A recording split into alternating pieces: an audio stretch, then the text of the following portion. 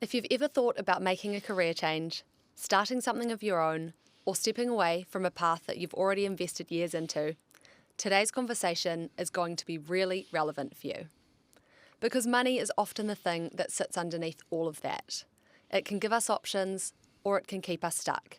And our mindset towards it is just as important, as I'm sure a lot of you listening here today can relate to. My guest today is Adam Stewart, the founder of Compound Wealth.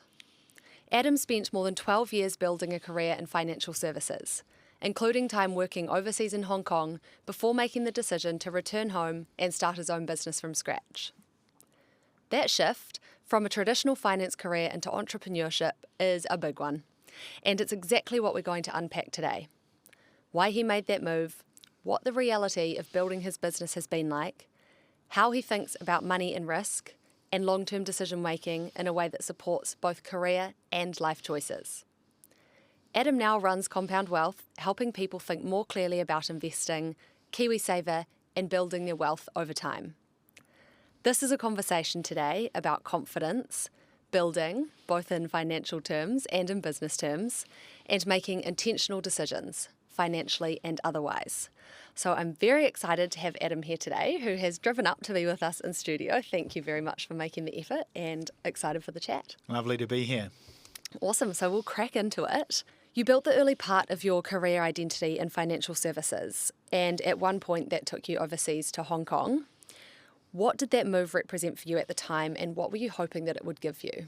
I think the biggest thing was confidence. I think it was going to a foreign country, obviously China. And the reason I wanted to go was because I was playing semi-professional rugby. So rugby that's is not actually what I expected. Rugby was a part of it, but also the other part of it was I wanted to work in a financial services hub. So, be that in New York or London or Hong Kong. So the rugby and the financial services kind of was a tick-tick. So, packed my bags and did 2 years in Hong Kong and absolutely loved it. So I worked in financial services, travelled kind of Asia, went to Japan a couple of times playing rugby, met a whole group of new friends and made a lot of friendships for life. Still to this day, I was recently in Hong Kong this year and caught up with a lot of the people that I used to play rugby with and work with. So for me, it was just probably getting myself out of my comfort zone. It was something that I'd always wanted to do. And yeah, look, I can take so much away from that experience. I think traveling and getting to know yourself in a place where you don't know anyone, you literally have to start from scratch. That just gave me so much confidence that if I could, work in a foreign country, start from scratch for 2 years, then I could come back and be successful in this venture. So yeah, it was huge. How old were you when you made the move to Hong Kong? I think I was 24, 25, around that age. So had some work experience, in New Zealand. I studied finance at Victoria in Wellington, and then I worked for a KiwiSaver provider straight out of university for a couple of years. And then I actually, started Compound Wealth before I went to Hong Kong. But I was only probably, 12 to 18 months into that journey, and I really struggled with self-confidence. I knew what I knew, hence why I started the business, because I saw a massive opportunity, especially within the KiwiSaver space, to help people make smarter decisions. But I think I just was in my own way, and I think that was probably, imposter syndrome, heaps of different things. But when that opportunity to come to Hong Kong came up, I still kept my business running, and I ended up running it while I was overseas. But it just gave me a lot of time to think for 2 years on when I do get back to New Zealand and I, want to launch into it. I knew how I would do it. That first 2-3 years was just a lot of thinking around the different strategies that I would do to get this thing going, and so it took some time, and it's definitely been a slow build, but the last 5 years things have accelerated. Yeah, well, I'm excited to talk to you about that because it sounds like it was a side hustle for quite a bit. Yes. And there's always that really interesting balance between trying to go hard at your career. You also had a lot going on by moving countries, which sounded like that was a big thing for you, and then playing rugby and doing your job and having Compound Wealth on the side. So tell me, how did you think about all of those things going on at the time and the balance and prioritization between that? And then I'm sure the social aspect was another bit of it. Oh, the social aspect was massive. When you're in your 20s and you're so young, you've just you're just always bouncing forward, and you're always getting, knocked back a peg or two. It was just being, very naive, I think. I think naivety is just very underrated. I think it's one of the best things you can have, especially with starting a business, because if someone had told me, what I knew now, I would probably second guess going and doing it, because it was, it's extremely hard. It takes a long time. But I think just being naive and not listening to, the naysayers, and just getting on with it and starting something and just bringing energy to it, and, just knowing that it's not going to happen overnight. You just got to kind of get in the seat and stay in the seat for as long as you can. And I want to dive a little bit more into those fears or limiting beliefs that you had at the start. You were sort of talking about imposter syndrome and your confidence. How did you manage to push through those things that you had going on? Because you've obviously gone ahead and started your own business. Yes. I think I just kind of brought myself back to, what I was doing, and knowing that, in principle, my advice and how I was approaching clients and getting new clients was working. I think it's just turning up every day, and I remember saying to my mum and dad, I'm not too sure if this is working, and they're like, Adam, just keep going, just keep going. And then after time, people actually see that you're starting to, you've been in it long enough that, this guy's serious, right? Like it wasn't just a 6-12 month thing and then throwing the towel. So I think just with time as well, people start to respect that and see that you're in the corner doing the work. And then all of a sudden, people start asking you for, hey, how did you start your business? And I'm going, oh, wow, people are asking me this. So, yeah, I think it's just time in the crease. Alex Hormozi, I just listened to a podcast of his the other day, and he was just going on about, the key in business is just to keep going and survive. You don't fail in business, you just quit. So don't quit. That's a really powerful quote. And what do you think are the sort of core characteristics that have kept you going, or that would be good for people to keep in mind if they're thinking about starting a business? Because it sounds like you need that sort of go-getter attitude, you need to have confidence in yourself, and you need to be strong and not just quit when things get hard. So I'm interested to know what it is from your perspective. I think it's knowing kind of what long-term, always having a long-term goal. Like if you're just doing it short-term to make a quick buck, eventually you'll get sick of that, right? And the passion won't be there. So I think it's finding the passion, because, passion doesn't last forever. Like I was far more passionate when I first started. I still am passionate, but, things do change. There's only so much KiwiSaver you can talk about, right? The novelty starts to wear off a little. Massive. So I think it's, finding a passion, but then also knowing, okay, like, is this a 5, 10, 15, 20-year thing? And like, I think if you want to be successful, again, it really is just time at the crease and getting the reps up and doing it consistently. And over time, if you're doing that, then you are going to be the best in whatever area you are. Like, you look at DC, he was kicking goals for, a long, long time, and I'm pretty sure he would have got sick of kicking goals, right? But he kept doing it. So, I think it's just, it's knowing that you can't go into something kind of short term. You can, but with that comes risk, and you might make a quick buck or two, but then what's your next thing you're on to? So for me, it was just, probably passion, purpose, because I enjoy what I do, and then always knowing that long term, the compounding nature of my business model is going to pay off, and the compounding nature of the clients and where they're going to be in the next 10, 15 years. I'm looking forward to seeing that as well. So I'm only really through my first cycle in regards to markets. So, I've been in it 8 or 9 years, and, I've started to see from when a client started with me, 8, 9 years ago, you've averaged, say, a 10% net compound over the last decade. I'm looking forward to seeing what that's going to look like in the next 10 years, and then the next 10 years after that. So that, again, for me, is kind of almost a driver to see, client outcomes. Because I'm only 32, so if I do this till I'm 50, 55, it'll be awesome to see my clients that started with, say, a $10,000 KiwiSaver balance, and hopefully, a couple of $1 million in there by the time they're 50 or whatever, depending on, obviously, under inputs. your supervision, absolutely. Under my supervision. So that's another driver, because I don't want to just put in the good work now and not see see those results later on. Yeah, I mean, in terms of financials, as you said, financial cycles, you're actually very young in your business, despite having been in it 8.5 years. Yeah.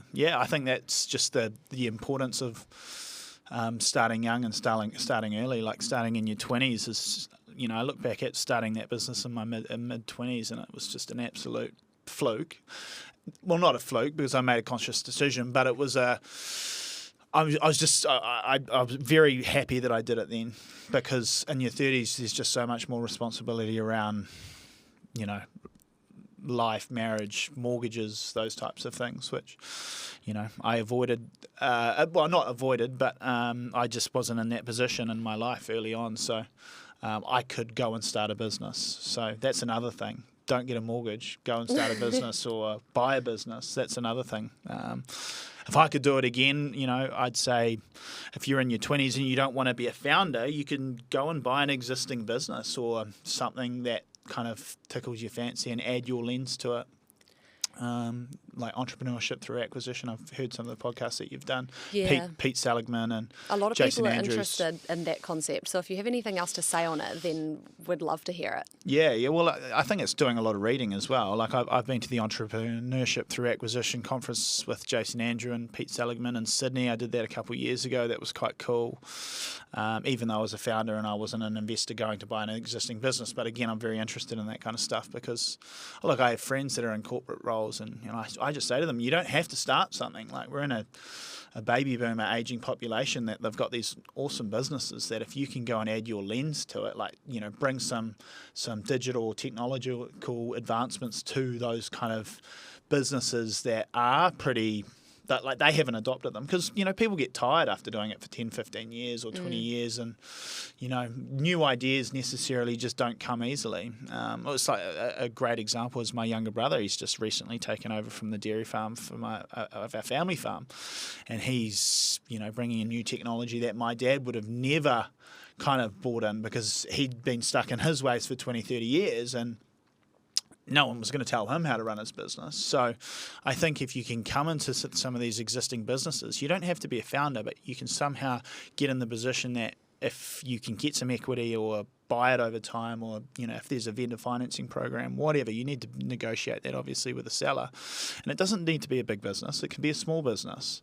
There's so much opportunity in that because I think that's the best apprenticeship you can do is actually being in business. It's not going and getting a finance degree or an MBA, stuff that. Just go and do it yourself. If it's drop shipping or whatever, being a hairdresser. But even if you're a hairdresser, you're in business, right? You're cutting hair, but then you're also having to do the invoicing, you're having to do the marketing, you're having to do the accounting.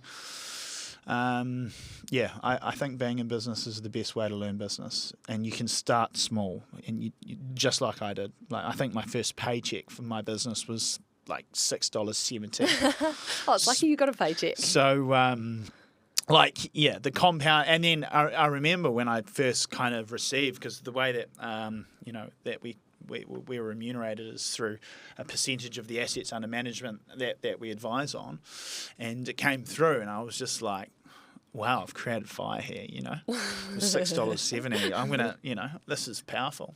So, 8-9 years on, every month that figure's gone up, right?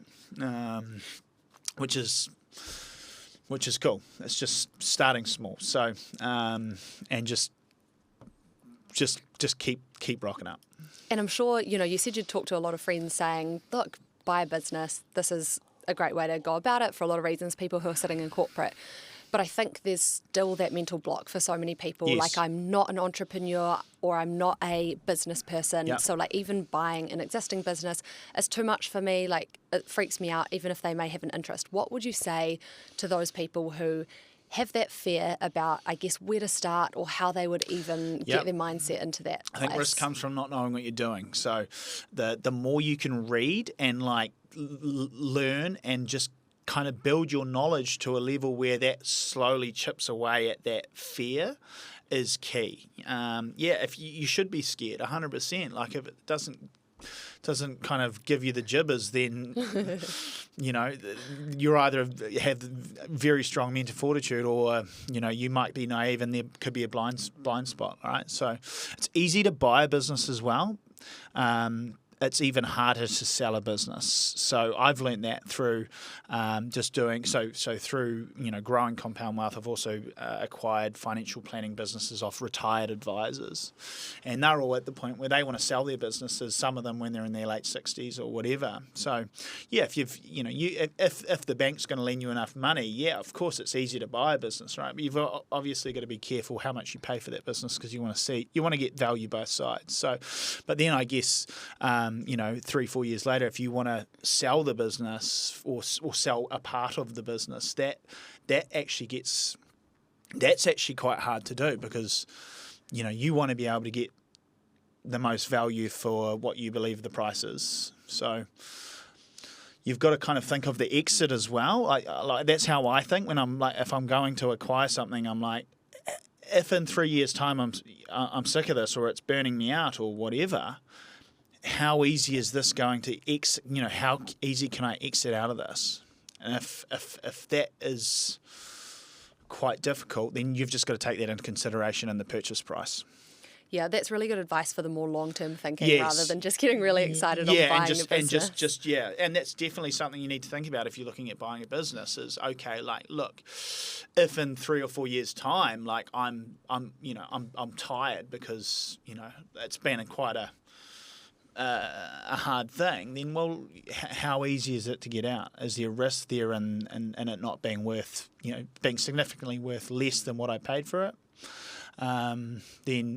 Yes, or do you think you've got an advantage in the way that you can improve it and then flick it on, whatever? I just think that's quite an important aspect to think about, is the exit as well as the entry point, because you can get sucked into the old idea of buying a business, and then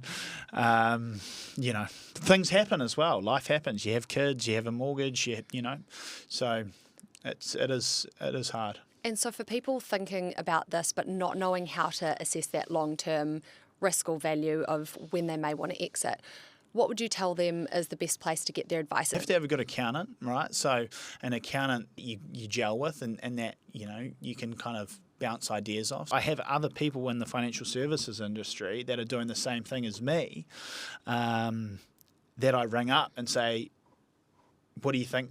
Even though he's a competitor, but we help each other out. So I think it's just, you need to have people in your corner, and then, but that takes time. Like it's taking me time to figure out the people that I value their opinion as well, because some people tell you to do things, but they're an employee, and it's easy for them to tell you that because they've never done it. Yeah. So your advice there is to be taking advice from people who have done it. That have done it, for sure. Okay. At the same time, though, like trust your judgment as well. And I've trusted my judgment, and people have kind of said, "Oh, look, that's a bit risky, whatever." But I've gone ahead with it, and it's paid dividends. But again, risk comes from not knowing you're doing. The more you know, the more risk you can take on. So it's just closing that gap between what you know and what you don't, and the more you can dive into it, the less risky it becomes, in my opinion.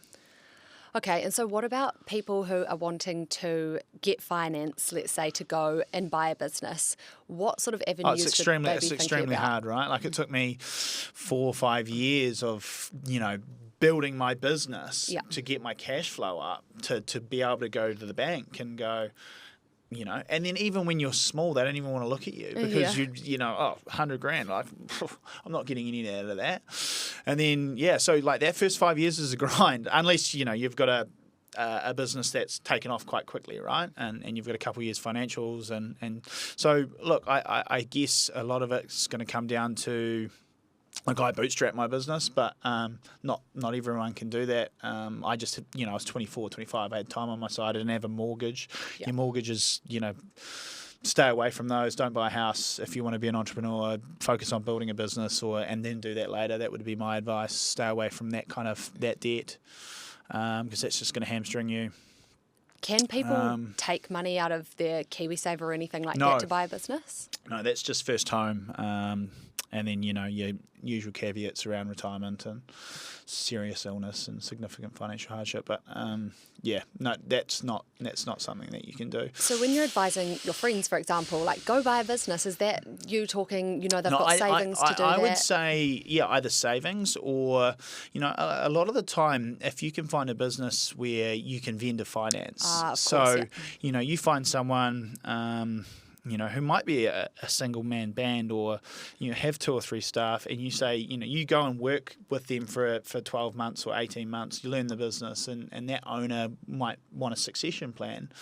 And you agree to, okay, well, over the next 5 years, if I come in, instead of me getting a bonus, why don't I use that to, buy 5% of the business, and you slowly chip away until, obviously you come up with an agreed multiple on what you're going to buy that business for, 2-3 times multiple, whatever, EBITDA or a revenue-based multiplier. And you just say, hey, look, you're going to get a good multiple, but you're going to vendor finance me over the next 5, 7, 10 years, whatever it is. So I've actually done that quite a lot. Where, I might pay 70% up front because I can get the bank lending, and then I might have then 30% vendor finance that I pay over the next, say, 2 years. That just kind of means I'm not borrowing the whole lot at the start, and my cash flow is getting eaten up by P&I, principal and interest on the loan. Yeah. And look, most of the time, in my experience, when you're buying a business, typically they've got you've got a shorter, depending on the type of business, but I've borrowed at, say, a 5-year principal and interest. So you're paying the debt down pretty aggressively. But the businesses that I've bought have been very cash flow. Yeah, which is what someone cash flow heavy, should which be is looking what, for yeah, anyway, for sure, right? for sure. The bigger you get, obviously, you can buy the assets that have, that cost a lot, but typically like that involve commercial buildings and those kind of things. Mm-hmm. But the multipliers on those are 20, 30 year paybacks compared to when you buy a small business, you can get a payback in 1 to 3 years. So it just shows you, if you can get it right, you can make money in small business very, very quickly, 30, 35, 40, 50% returns per annum. But with that comes obviously, risk. But hence why I prefer to play in that game, because if I go and buy a house, I'm getting 3 or 4% annualized over 20 to 30 years, or if I buy a commercial building, I'm getting to 7 to 8% annualized if I'm lucky. Or I buy a small business, I'm getting a 30 to 40% return. Yes, it's you've got to be in it. But the other risks that I like to, again, I've done it a few times now, so it's less risky for me. When I made that first step, 5 years ago, when I bought a small book, I remember being, but I'm glad I did, because then the next time I did it, and the next time I've done it, and then you just, compounding. Well, you're just doing the same thing, but because you've done it before, the risk is less, so you can just be a little bit more clever. And for someone who you've done both sides of it, you've bought businesses and you have started your own. For someone who's wondering what path suits them more, do you have any sort of like character traits that you can like split out versus what might suit people better? Well, I'm quite a naturally driven person, so quite hard on myself, quite competitive, quite social. But look, I don't think I think you've got to be focused, and you have to have some sort of kind of degree of passion for what you're doing. I think if you want to be long term, but I think focus, the ability to kind of take what you want, take grain of salt from people, not let people kind of influence you too heavily, because there'll be a lot of people that say you can't, and a lot of people that might not maliciously, but kind of take your focus away from what you're doing. You've just got to kind of sit there and just keep doing the reps. And do you think that applies the same to acquiring a business versus starting? I think your you've got own? to be very patient with the acquisition piece. Okay. You just don't want to go out and pay anything. And again, it's very easy. It's easier to buy a business. It's far harder to sell one. So you've just got to think, why is this person selling me this business? Why am I the lucky buyer?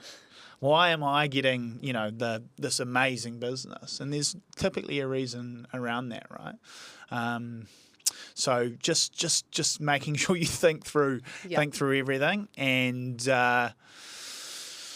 but yeah, I think it's patience, it's thinking long term. It's the Alex Hormozi, he goes, if you do buy a business and you've got enough time, then you're going to be fine, right? Yep. But if you leverage yourself to the tilt and things kind of happen outside of your control and you don't have that time to recover, then or the market goes wrong or whatever, then you can get yourself in trouble. But the longer you stay in the fight, and if you do it consistently, well, if you know what you're doing, if you really do your DD and you and you've got expertise in that specific area, or you want to learn in that area, and you've got the kind of focus to be able to get in there and do it, then 100% go and just have a crack. But do it in your 20s when you've got nothing to lose. Yeah, nice. And that's obviously been a big learning of yours, because you had all that freedom and flexibility, whereas now you have a baby and a partner and everything all set up. And as we were talking about at the start, you were stoked that you started your business when you had weekends to use and not so many other pressures on your time. Oh, massive. Yeah.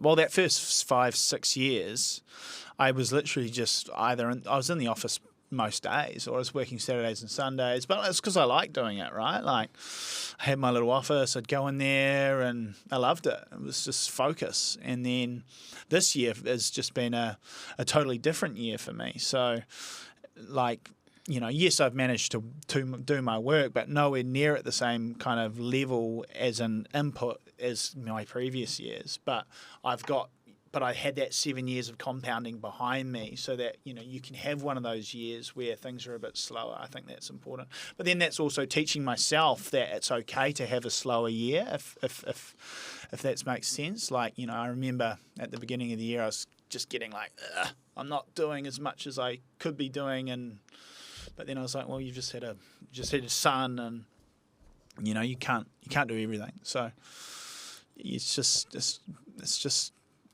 timing. I want to talk about that concept of incremental gains. It keeps coming up. Yeah. I feel like we could play a drinking game about saying the word compounding in this chat. So obviously your business is called Compound Wealth, and you know all about these compounding gains, as you've been talking about day in and day out. Can you talk us through the journey of starting your business from scratch and watching it compound day over day? Oh, look, I think it's just it's not just like the revenue. It's making a decision around, okay, this person's going to be my accountant. The next week, this person's going to be my lawyer. This is the CRM I'm going to use. This is the marketing.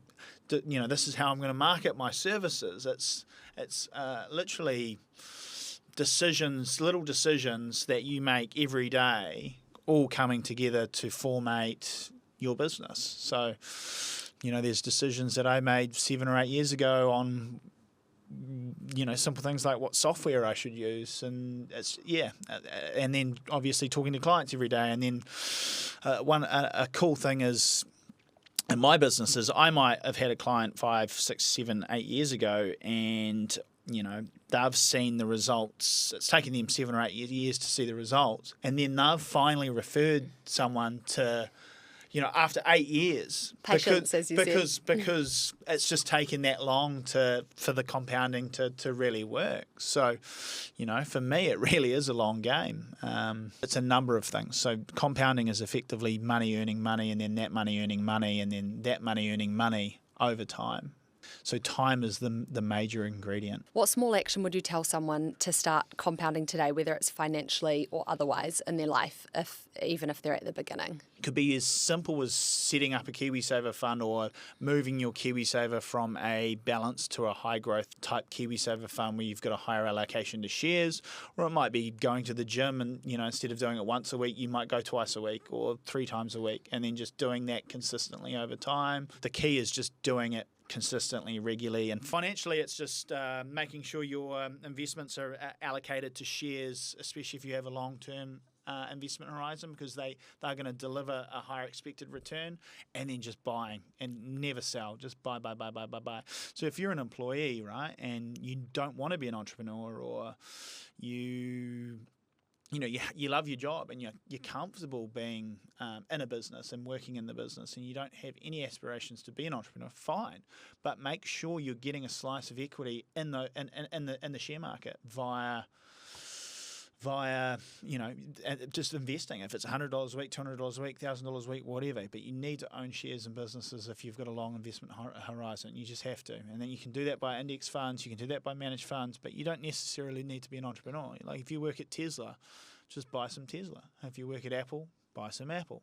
And how do people know where to invest? Like, what are the right places? Should they be taking advice from somewhere or yeah, someone look, in particular? Of course, do some reading. Like, reading is just so powerful. Do some reading. Like, you've got so many good resources on YouTube these days. Index investing is a great place to, index investing has stood the test of time. What is index investing? So index investing is just effectively buying a market. For example, the US, the S&P 500, you're buying the 500 largest companies in that specific market. So for example, the New Zealand share market, you might buy the NZX 50. So if you've got Fisher & Paykel, Trade Me, Main Freight, Burger Fuel, which is even a small cap NZX listing. So you're buying the whole market. So if the New Zealand share market in 10 years' time is flat, that means that all of those businesses on aggregate have been flat. But the New Zealand share market over the last 50 years has averaged an annualised return of 11%. So an 11% compound over 50 years is a pretty significant result. I think $10,000 50 years ago invested at like around 11% is like $3 million. And is that continuing to put more no, that's money just in a each 10,000. time? That's just a 10,000. That's just 10,000 flat. And that's just having put it in and then that's left just putting it and not even contributing, right? That's over 50 years though. So, okay. so you look at, say, the US, 10.5% long term over 50, 60 years. So you just buy a bag of jelly beans. But the key is just buying those consistently. So the last 12 months, we've obviously seen massive share market returns across the board. So what people start doing is, oh, look, I want to trade out of that and I want to go into silver or gold because they're safe havens. Just if you've got 10, 15 years, ride the volatility. Like when it crashes, put more in. It's a Briscoe sale. So never sell. Always buy. So, that and the key to that is dollar cost averaging. It's putting that $50 in a week or $100 a week, whatever it is. So that when the market falls, you're buying more for less because those bag of jelly beans is now worth 10-15% less. So 2026, right? Who knows? We might see markets correct and fall, and KiwiSaver investors or managed fund investors all around the world will go, oh, my KiwiSaver is 20 or 30% less. Well, clap your hands together and go, well, now I'm getting a 20 to 30% discount. Let's increase my contributions. Let's start putting more in because now I'm buying those same companies at a lower value. Because I don't care about what the price of them is now. I care about what the price of them is in 15, 20 years' time when I sell. It's such a different way to think about it because I think it's really easy to get really caught up in all the changes that are going on. But as you're saying, like for someone like myself, there's not necessarily, it's a long game for that sort of retirement fund or whatever else it may be. And so if you have time, just leaving things to ride the wave. Yeah, like when I see my portfolio and it gets hammered, I'm like, man, if I have got a bit more income, I'll buy more. You know what I mean? Because I don't care about what the price is now. Yeah. I actually care when I'm 30 in 30 years' time, when I'm 55. Like the price of the US, the NZX, the ASX, the Hang Seng. Are you telling me that in 30 years' time, a lot of those major businesses aren't going to be in a better position that they are now? I highly doubt it. And so for someone at like base level that this is all a bit overwhelming to them, it's all like still a bit confusing, but they want to do the right thing now. They want to start now and they're like, cool, I need to sort of make my first investment or start looking at shares or do whatever. What's the ground level advice to get started? Open an account, like go to Sharesies, or like even if it's $10 or $20, just go through the process of what it means to open an account and put $10 or $20 in, and pick an ETF or pick an index fund, buy an NZX 50 or buy an ASX 200. So what are you actually doing? You're buying the 200 largest companies in Australia. So you're buying Commonwealth Bank. You're buying a lot of these big names. I think just start small, and then okay, what, and then just read through. Well, what does this ASX 200 mean? Okay, well, have a look at those 200 companies. Oh, so it's that well diversified. Oh, and then what's the makeup of all of that? And then what's the cost of this? And if you start small, you're going to naturally have questions, and then you're going to have to go looking for those answers. So I think go set an account out. Obviously, I could tell you to read a book, but I don't want to tell people that if you don't like reading. Well, look, you need to read. So read books, just start small. If it's $10, I'm pretty sure you've probably put $10 on a horse and lost it. So, okay, that's super helpful advice. Thank you. And I think something that people really struggle with when they're thinking about making a career shift, whether that's just changing jobs and maybe, they're going to go down a pay bracket or they want to start their own business, is the financial security piece. So what advice would you give to someone who is scared to make a change because all they can think about is financial security for the longer term? I think it's just going, well, if like, what's the alternative? If you're so unhappy in your current position, then something needs to change, right? So either, do you do it with a business partner, or do you find some investors to take that risk off so it's not all on you?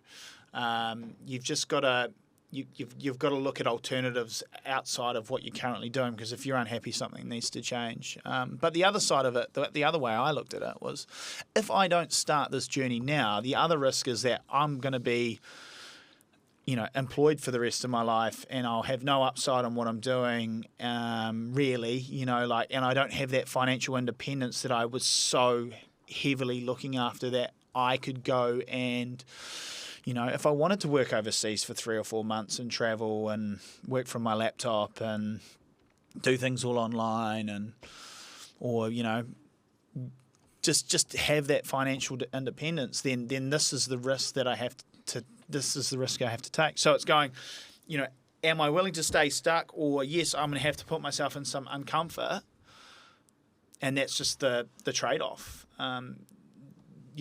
I'm not going to sugarcoat it. You're going to have to get yourself out of your comfort zone, but then you get used to being in that once you're out of it for a while. But it took me 2 or 3 years to get used to it, probably longer actually.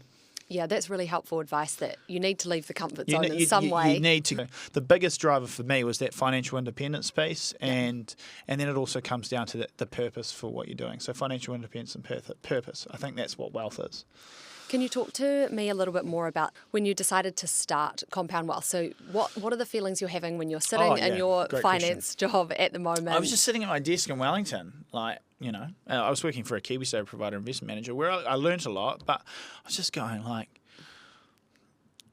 I'm going to have to be scrapping for a 10-15% pay rise every year for the rest of my life, you know what I mean? Bugger this. So one, it was probably, I knew that I was capable of more. And the other thing is, you get siloed into doing one role. I think with being an entrepreneur or being a business owner, you do so many different facets, right? I wasn't very good at. I'd never done any marketing, but I've had to learn marketing. I've had to learn accounting regarding Xero and using my business functions. I've had to learn more things about legal. So you effectively, when you become a business owner, you're just multifaceted. So this is the other thing. I thought, well, even if I go and start a business and I fail or I quit. Actually, as I said before, you don't actually fail, you quit. In 2 or 3 years' time, I reckon I'd be so much more valuable to an employer, because I've actually gone through and learned so much about running a business, so that when I did go and work for someone else, I'd actually be worth more. You've done a real life MBA. I've done a real life MBA. So I was like, what have I got to lose other than living at home with my mum and dad, and which was actually the best thing when I look back at it. But at the time, I was like, "This is not progress. This is not progress." I've just left. I've lived in Wellington for 6 years, and now I've moved home with my mum and dad to start this business where I'm earning no money. I'd lost all my independence, but I had to lose that independence to go and get it back again. So to realise how valuable it was. So now I'm in the position that. Yeah, we travelled the world this year and took our son, and we were away for 6 weeks, and I could take my laptop and work, and I've got the flexibility to do things on my on my own accord, but that's taken time. And so what was that shift moment? You had these ideas about what you wanted from your future. What was that shift moment when you're like, okay, I'm going to start a business? I thought about compound wealth, and I thought about the business model, and I thought, well, I can go and do this. And I just think I just did it, and then incorporated a business on the company's register, paid $180, whatever it was, and I just literally just figured it out along the way. I moved home to Ashburton from Wellington, so I think that was the big step, right? It was just getting myself out of my old environment and then just moving home with my parents, where I didn't have. I was lucky, right? I didn't have to pay rent or anything like that. So, but you were still working your other job at this time you moved home, were you? No, I quit that job and I just went all in. And then when did you went to Hong Kong after that? I went to Hong Kong after that, after about 12 months. And started working for someone? And started working for someone else. So I worked in financial services, headhunting actually. So I did headhunting for 2 years just because, and I was running Compound Wealth on the side. And that was just the coolest thing. It was sale. It taught me a lot of good sales skills actually. So I was headhunting like investment banking professionals and equity research analysts into hedge funds in Hong Kong. So it wasn't financial advice as such, but it was financial services related. But it just gave me a lot of confidence that I was just playing in that game. But then I kept doing what I was doing on the side. And I did that for 2 years. But I guess what that 2 years gave me was it just gave me, because I wasn't obviously going to be able to start Compound Wealth in Hong Kong, right? Because it's a New Zealand-based company and all the clients are in New Zealand. So I had to have a job to give me income while I was in Hong Kong. So that was the job that I worked in Hong Kong, was so I could live in Hong Kong. Yeah. And I keep Compound Wealth on the side. But that 2 years was massive because after kind of 2 years, I was like starting to feel that pull back to wanting to get my financial dependence back, because I got 4 weeks holiday a year, and when I was working for a corporate, but which is fine. Like that's the trade-off. But it's I was not what you wanted. It's not what I wanted, and I was just like, right now, time to go back to New Zealand. And now that I've kind of, got some more tools in my belt, I reckon I can go and I can do it properly, and I did. So the first, probably before Hong Kong, I was just a little bit. I didn't have enough tools in my belt, I don't think. And so, how did you make that shift to go to Hong Kong when it's just quite interesting to me, because most people, they leave the job to start a business. What made you think, when you're sitting there, you've done 12 months of Compound Wealth, actually, I am going to go work for someone again? Well, there wasn't enough income to be able to live in a big city like that in Hong Kong. And you decided that Hong Kong was what you really wanted to do. Yeah, so you had to make that work. I played rugby for Mid-Canterbury, and a guy that I used to play rugby with, he was like, mate, go to Hong Kong and just do 2 years there. Like, you'll love it. It'll be great for your career as well, because you'll just mix and mingle and you'll learn things just through osmosis. Yeah. And I was like, why not? Bugger it. I jumped on a plane flight and just did it. And I didn't know anyone. I just rocked up and went straight to the rugby club and went to training that night, and then got a flat, and then got a job 6 weeks later, and it was all it worked out. But do I recommend that? No, but that was just me probably just being a 24-year-old bloody bulldozer, you know what I mean? But it worked out. It was the best thing I did, because it just gave me the confidence to come back. Like, I was 26, 27 when I came back, so I felt that I'd kind of got that out of my system. So I feel like I was in a position to really focus. And that was actually quite an interesting time. Obviously, COVID, right? 2020 when I came back. I think that period was just obviously a lot changed, but I used that to my advantage, because it meant I was locked up at home and I just worked. And for people who are thinking about starting a business, what are some of the core lessons that you have learnt that you could impart to people who haven't yet had to go through those challenges, especially from the very early days when you got started?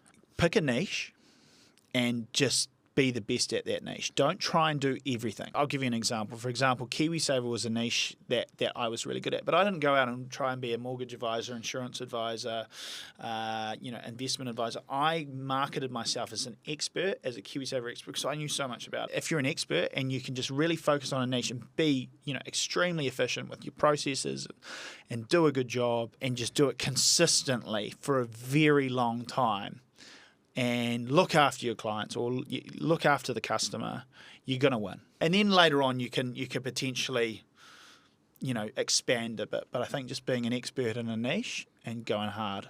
And you're talking about just sticking with it a lot. How long do you think it took you before Compound Wealth got to a point where you thought, oh yes, this is going to work? Because I know it worked from the outset. You had your $6.75 in your first paycheck, something was working.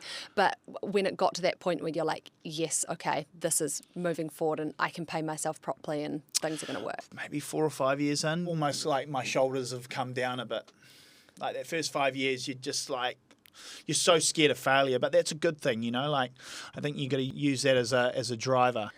And obviously sticking with it is so important, but what about knowing when to throw in the towel when something's not working? Do you have any thoughts around that? Yeah, I think it's probably just a discussion that you need to have with your, obviously yourself, and if you're not enjoying it and it doesn't get you out of bed, then you're going to have to just cut it out. And then once you made that decision, really go about it. That's really good advice. Just really go about it. And I've had to do that with certain kind of services. I've offered different services, and then, about 12, 18 months in, I've gone, I don't even enjoy doing that anymore. It's just creating me more problems. I was doing it for more financial gain. I was like, that's going to bring me, it's going to be quite good for the business. But then I was like, actually, I don't like doing that work, even though it makes good money. So I just cut it out, and then I was so much happier in my business, even though I wasn't making as much money.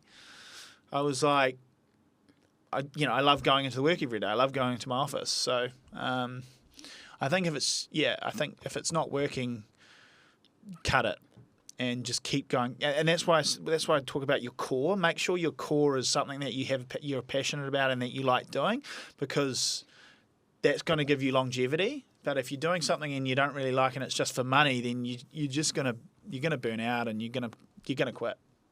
Yeah, I really like that we've come back to that. I think it's a really core and important theme, especially of this podcast, is people finding things that are going to fulfill them and make them really enjoy their daily life, which is going to work. So that sort of brings me to my question, which is, has your definition of success and happiness changed over time, maybe from when you were in your early 20s or before at the start of Compound Wealth to now? I think it has. I think early on it was all about independence and it was all about purpose and freedom to be able to do what I like. But initially I kind of thought that maybe building a bigger business with heaps of staff and having that kind of business would be the way to go. But I'm like, bugger that. I like being a sole operator and, making good money, but doing what I like. That for me is success, is being in control of your time. You've certainly put in the hard yards to get to that point. So, and I think that's important for people to remember. That's not come straight away. You've put in the hard yards, but that's an awesome goal that you've had in mind, the freedom and flexibility the whole time. And as you say, the more people you get, the more responsibility you have and the more tied down you become. So that's just not what's going to align with what you want from life. If that, I've got to look at, what is that extra revenue or the profit, is that profit worth it? Or am I happy just doing what I'm doing and slowly compounding over time? Okay, we'll go to a few wrap-up questions. I actually could talk to you about these financial questions all damn day, and I think everyone would like to hear them, but the clock is ticking. So we have talked about a few books, podcasts, seminars, sort of recommendations. If you were to distill it down to one that you would recommend people have as a takeaway today, whether it's financial, career shifting, mindset, starting up a business, what would that resource be? Be Rich Dad, Poor Dad, Robert Kiyosaki. Probably, have you had anyone say that on the potty? Not that I can remember, no. I remember I read it when I was maybe 21 or 22, and I think I quit my job 6 months later. So. Okay, well there you go, people. Anyone who needs some motivation to jump off I that genuinely ledge. Do think it is such a great book. It looks about assets versus liabilities, why the rich stay rich and the poor are poor because they own liabilities, they don't own assets. It talks about financial literacy and how it's so important, and going to university is obviously, it's great, but it's not necessarily the be all and end all. You could go and be a plumber and do an apprenticeship and then start your own plumbing business when you're 20 years old and be more business savvy than, a guy that's just finished a finance degree at, university. So, yeah, financial literacy, the assets versus liabilities pieces, and understanding that is just so important. So that book, if you haven't read it, read it. That's really helpful, especially for those people who are feeling overwhelmed by all these sort of concepts and where to start and everything. That feels like a really great resource to go to.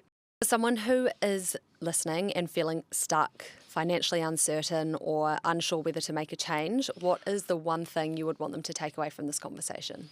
I think it's just probably writing it down, visualizing kind of what you want, and then creating a plan to get there. If you're currently in a job that you're not happy about, or you've got this idea about a business, then maybe go and talk to your friends about it and just figure out, okay, well, how would this work? And then look, if you can do it, and it's not going to derail you too much, just you don't have to go all in. It might just be something that you do on the side until you've got that confidence where you know enough of what you're doing that you're like, right, let's go. Then just start. Just start writing things down. I think I know it's probably a bit simple, but just start. Just start thinking of things and doing it and taking actions, because as I said, earlier, like, it took me a good couple years to give me that full confidence of, right, let's go 100% on this thing, because I was just my own worst enemy. So you're not going to have all the answers day one, but just start. No, and I like that it's starting really simple, because I think that's where people get really tripped up, is where to start. And a very simple action of writing things down, visualising what you want is a great place. Yes. Okay, what about one financial habit that you think creates long-term freedom? It's obviously spending less than you earn. Spending less than I hoped you wouldn't say that. Spending less than you earn. I know. Look, I'm a massive fan of index investing, buying shares. So if you can buy shares early, like 18, earlier, like my son's one and he's already got, a good little share portfolio. He's very financially literate. Well, yeah, not yet, but just start buying shares. You have to buy shares, and if you don't buy shares, you're at a massive disadvantage to everyone else, and don't sell those. So, buy index funds. Just buy a simple high growth index fund, consistently contribute into that $10 a week, $50, whatever it is, and hold that for 10, 15, 20, 30, 40 years, and never sell it. So, allocate 5% of your income, 10% of your income into something like that if you can afford to do it. If you can't afford to do it, you need to figure out a way to buy shares. Okay, that's great. And the point of spending less than you earn, which I think trips up a lot of us. Yes. It's fun at the time, but as we're talking about long-term financial freedom, it's a very good thing to remember. So I'm happy you raised that. And I guess maybe this is that same answer that you gave just before, but that's probably more financially, but what about in general? What do you think is one mistake that people make that holds them back from being able to pursue their dreams?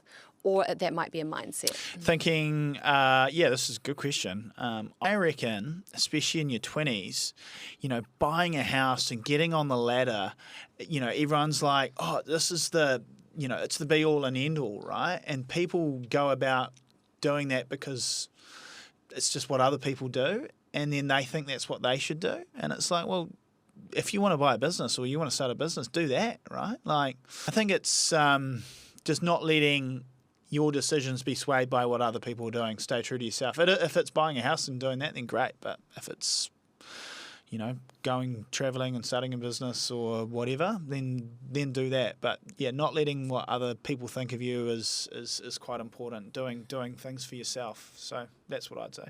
That's fantastic advice. It's a very easy trap with social media and everything now for us to get caught up in just doing what everyone's doing and being on the same train. And comparing as you say, yourself. Buying a house is not necessarily the best financial move if that's not what you want at that point. Yeah. So.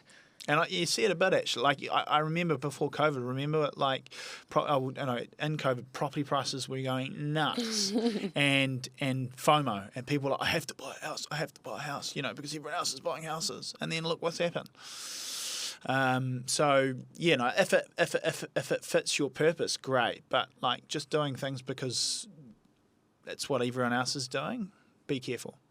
Okay, great. And we'll wrap up there. But just before we do, I want to, and I'm going to ask people where to find you in a second, but I just want to check if there's anything we haven't covered that you wanted to impart or was on your mind for today. No, this has been awesome, Frey. Yeah, thank you for having me. And Well, we'll go to the most important question then. I know that my husband Mike and a lot of our friends have their money with Compound Wealth, and you have done a tremendous job of advising them and doing a great job for them and their finances. So where can people find Compound Wealth? Do you have a personal page where people sure. can find more about go you? to compoundwealth.co.nz, and there's all the list of my services on there. We've got some really good content on our blogs as well, so I'm trying to be more consistent in that over the last few years. But my goal in 2026 is to do more video stuff as well. So you can follow our Compound Wealth Instagram page, Facebook, LinkedIn, Adam Stewart on LinkedIn. Add me on LinkedIn if you want. But yeah, go to our website and check it out. So doing some pretty cool new stuff in the bespoke KiwiSaver space. So creating open architecture KiwiSaver portfolios for clients that want a bit of spice. That's been really cool. Seen some pretty significant results in that space over the last few years. So yeah, check that out. Amazing, thank you. And your marketing skills have come through and you've got yourself over all social platforms, so something different for everyone. And I love the idea of the videos, because I do think if you are a little bit daunted by jumping into all the financial stuff, reading can feel a little bit tough, so the videos are a great way for people to digest all that stuff. I'm a big YouTube guy these days. Okay, just great. Financial services YouTube, my algo's absolutely cooked. Bitcoin, all the rest. Yeah, but I need to make my algo a bit more like that.